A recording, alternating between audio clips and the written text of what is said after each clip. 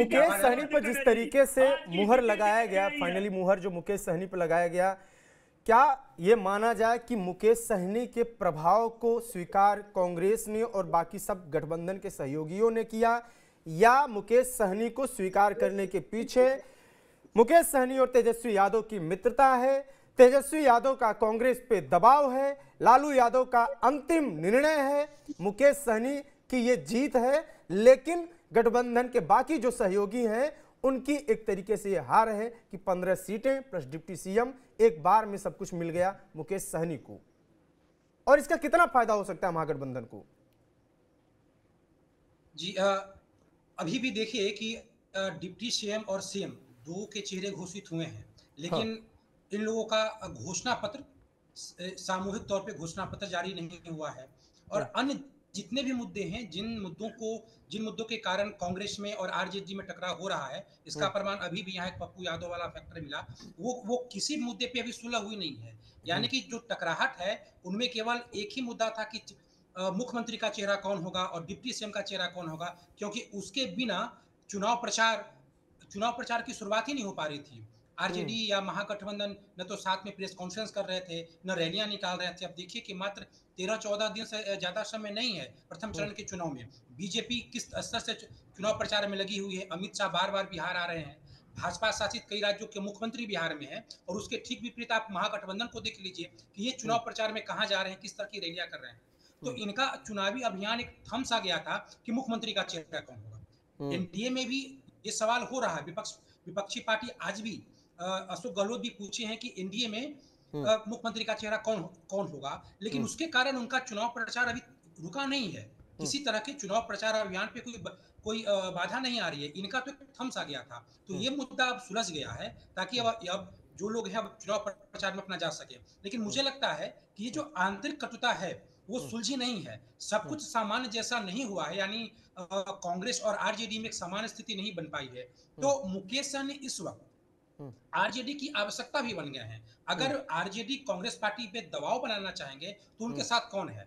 जो CPI, CPIM और जो कम्युनिस्ट पार्टी हैं वो उनके साथ रहेंगे, या उनसे ज्यादा खुल के मुकेश सहनी तेजस्वी यादव के साथ रहेंगे? क्योंकि कांग्रेस पार्टी हमेशा निरंतर, जब से कृष्णा अल्लावरू आए हैं तब से लेके आज तक एक दबाव की राजनीति कर रही है, और वो आरजेडी की जैसे जेबी पार्टी, पॉकेट पार्टी के रूप में जो उनकी छवि बनी थी, उससे वो बाहर निकल के टकराहट की जो राजनीति है वो आज तक कायम है। देखिए जो कृष्णा अल्लावरू हैं, वो इस बात के उन पे आरोप लगाया जा रहा है कि उन्होंने टिकट बेच दिया। जिन जिन लोगों को कांग्रेस के अंदर टिकट नहीं मिला वो आरोप लगा रहे हैं, लेकिन सच्चाई है कि वो प्रतीक हैं राहुल गांधी के। राहुल गांधी की इजाजत के बिना वो लालू यादव या आरजेडी से कोई टकरावपूर्ण निर्णय तो ले नहीं सकते हैं। और एक सबसे बड़ी बात यह है कि अब जो 2025 के चुनाव के बाद की जो बिहार की राजनीति होगी, उनमें तेजस्वी यादव आरजेडी के प्रमुख होंगे। लालू जी हैं, लालू जी अब स्वास्थ्य कारणों से राजनीति में कितना सक्रिय रहेंगे? तो क्या कांग्रेस पार्टी जिस तरीके से लालू यादव को मुख्यमंत्री बनाती आई है, मानती आई है, अब उनके बाद तेजस्वी यादव का भी वो झोला ढोएगी आगामी 5-10 साल की राजनीति में, या कभी भी उससे बाहर निकलेगी? तो इस नैरेटिव के प्रतीक है कृष्णा अल्लावरू। भले ही वो कभी कभी एक आपसी बात चल रणनीतियों के रही है, कारण वो चुप एक हो बात जाते चल हैं, रही है उनको कि कॉम्प्रोमाइज करना ये कहा जा रहा है कि कांग्रेस में, जैसे अभी चितरंजन जी ने कहा कि कौन है पप्पू यादव, पप्पू यादव कौन है, लेकिन एक चीजें चल रही है, अब कह रहे हैं कि कयासों की बात मत करिए, लेकिन बहुत सारी चीजें सामने दिख रही है, वो सही होते दिख रही है। ये बात चल रही है, चर्चे में है, कांग्रेस के भी कुछ लोगों ने बताया कि, और अल्लावरू का तो विरोध सामने दिख रहा है, पप्पू यादव का, कृष्णा अल्लावरू का और राजेश राम का, इन लोगों का टिकट बंटवारे में खूब चला है, और खासतौर से पप्पू यादव और कृष्णा अल्लावरू का। आप इस बात से सहमत हैं? देखिए देखिए जी जी, टिकट बंटवारे में चलना और टिकट बेचना दो अलग तरीके की बात है। देखिए अभी जो मुकेश सहनी के साथ समझौता हुआ है, उनको सीटें मिली हैं, उनमें 10 कैंडिडेट, इस बात मीडिया में भी है कि 10 कैंडिडेट आरजेडी अपने तरफ से देना चाहती है। यही हाल पहले आरजेडी कांग्रेस के साथ करती थी। तो टिकट बंटवारे में सर कृष्णा अल्लावरू का चला, यानी कि कांग्रेस के टिकट में आरजेडी के उम्मीदवार चुनाव नहीं लड़ेंगे। यही टकराहट का कारण है। अशोक गहलोत आए, जब टकराहट बन गई, देखिए चुनाव अभियान ही थम गया था, इसीलिए अशोक गहलोत आए हैं। ये चाहते तो कृष्णा अल्लावरू राहुल गांधी के निर्देश पे खुद भी सुलझा सकते थे, लेकिन वो प्रतीक हैं आरजेडी से टकराहट के। तो वो इसीलिए अशोक गहलोत बीच में आ गए। लेकिन इसका मतलब ये नहीं कि उन्होंने टिकट बेच दिया। इसका मतलब ये है कि आरजेडी के दबाव के बिना वो अपने सीटों पे टिकट वितरण करना चाह रहे हैं और हाँ। उनकी चली है। कांग्रेस के जो अध्यक्ष हैं उनकी भी चली है। वो प्रभारी हैं। प्रभारी के निर्देश को तो मानना ही चाहिए। कांग्रेस जो किसी भी पार्टी के जो प्रभारी हैं, किसी भी पार्टी का जो प्रदेश अध्यक्ष है, ठीक, ठीक, इन लोगों का ठीक, सलाह अगर टिकट ठीक, बंटवारे में इन लोगों की सलाह की अहमियत नहीं होगी तो फिर कैसे होगा। लेकिन ठीक। इसका अभी भी आरजेडी और कांग्रेस में जो टकराहट है वो सुलझी नहीं है और देखने वाली बात है कि क्या वाकई में एकजुट होकर के ये महागठबंधन चुनाव के मैदान में जाते हैं या नहीं जाते हैं। जैसा कि कई बिंदुओं पे एनडीए में भी मतभेद है।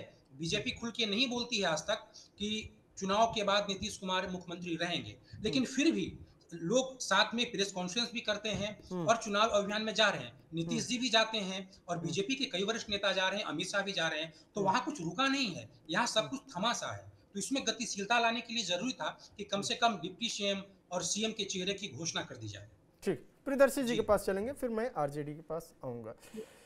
सर, ये बात जो चल रही है कि दो धड़ा एक तरीके से अब तो मान लेना चाहिए, क्योंकि अभी तक जो लोग डीलिंग में थे वो अब पीछे हट चुके हैं। अशोक गहलोत आए, सब कुछ सेटल कर दिए, यानी कि पुरानी पार्टी पुराने तरीके से काम की। लेकिन अगर ये माने कि सीट शेयरिंग में भले ही ना चल पाई हो, गठबंधन में नहीं चल पाई हो और समझौता नहीं करा पाए हो, लेकिन अपनी सीट, अपने हिस्से की जो 50-60 लोगों को टिकट देना है, जाहिर सी बात है उसमें तो कांग्रेस का ही चलेगा। कांग्रेस जहां अपने आदमी लड़ाएगी उसमें तो कांग्रेस के लोग ही निर्णय लेंगे। ऐसे में बिहार में कांग्रेस के जो प्रभारी हैं कृष्णा वरू, उनकी चली होगी, सबसे ज्यादा चली है, मतलब सबसे ज्यादा। फिर पप्पू यादव की भी चली है। तो प्रियदर्शी जी, आपसे यही सवाल है कि अगर ऐसे लोगों की चली है और ये लोग अगर सेलेक्ट होके आते हैं, मान लीजिए अभी सब कुछ ठीक भी है, तो क्या चुनाव के बाद इस बात की गारंटी है कि जो कांग्रेस और आरजेडी के लोग चुन के आएंगे, विधानसभा का नया जो स्वरूप होगा उसमें साथ में रह पाएंगे? टकराव तो फिर रहेगा ही।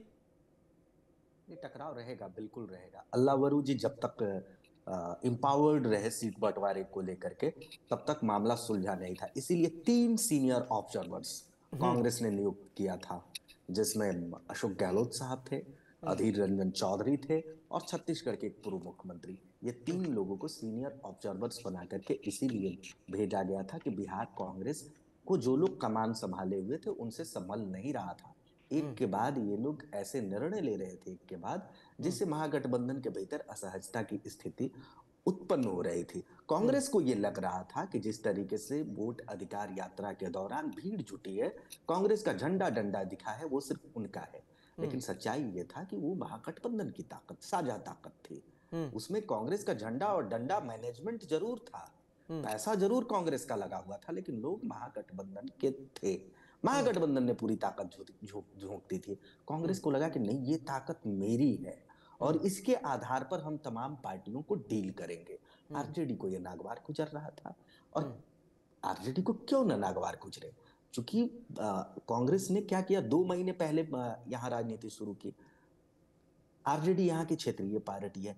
तेजस्वी यादव को की ताजपोशी होनी है। वो मानते हैं कि मैं राजा हूं, मैं राजकुमार हूं महागठबंधन के भीतर, और उस पर तरह तरह के सवाल कांग्रेस खड़ा कर रही थी।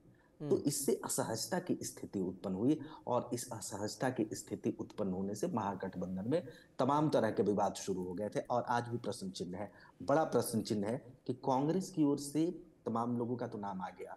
महागठबंधन में मुख्यमंत्री के चेहरा तेजस्वी यादव होंगे, सबने स्वीकार कर लिया।